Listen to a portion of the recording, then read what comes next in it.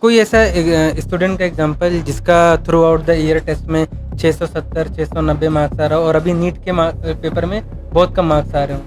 एक एग्जांपल देते हैं आपको। एक बच्चा के लास्ट टाइम 650 बने नीट के पेपर में। हाँ 2024 में कुल मिला के उसको कुछ नहीं मिला। पहले सोच लिया कि यार इस बार मेरे का स्कोर वो रखना है कि बिल्कुल टॉप लेवल पे एम्स मिले। तो यहाँ पे एलएन पे 690 695 इस पे चला, इससे नीचे कभी नहीं आया। पूरा विश्वास था बच्चे के नंबर अच्छे आएंगे।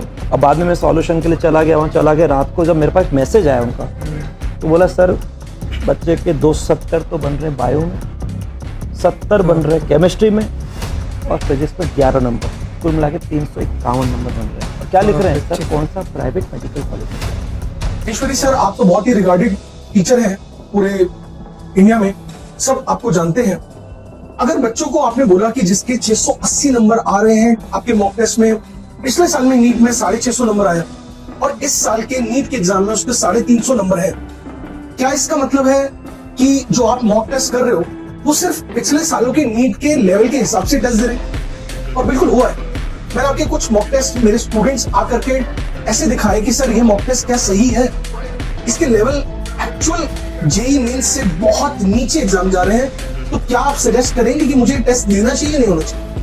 मैंने टेस्ट देखा बहुत ध्यान से और नीट के एग्जाम से करीब 15 दिन पहले मैंने उनको बताया बेटा ये एग्जाम एक्चुअल नीट के एग्जाम से बहुत नीचे है।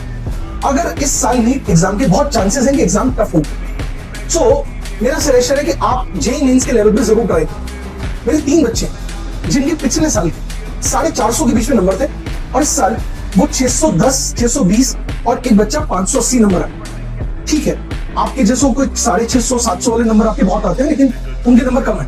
लेकिन अब उनको गवर्नमेंट कॉलेज में एडमिशन हो सकता है क्योंकि कट ऑफ के हिसाब से सजेशंस है, एक्सपेक्टेड है कि they will get government college. But मेरा आपसे एक छोटा प्रश्न, मैं आपसे बहुत एक प्रश्न पूछ रहा हूँ कि सर आप जो इंस्टीट्यूट में आप टेस्ट ले रहे हैं, क्या ऐसा जरूर नहीं है कि बच्चों को नीट जब पढ़ा रहे हैं तो बेसिक फंडामेंटल कराना जरूर नहीं है?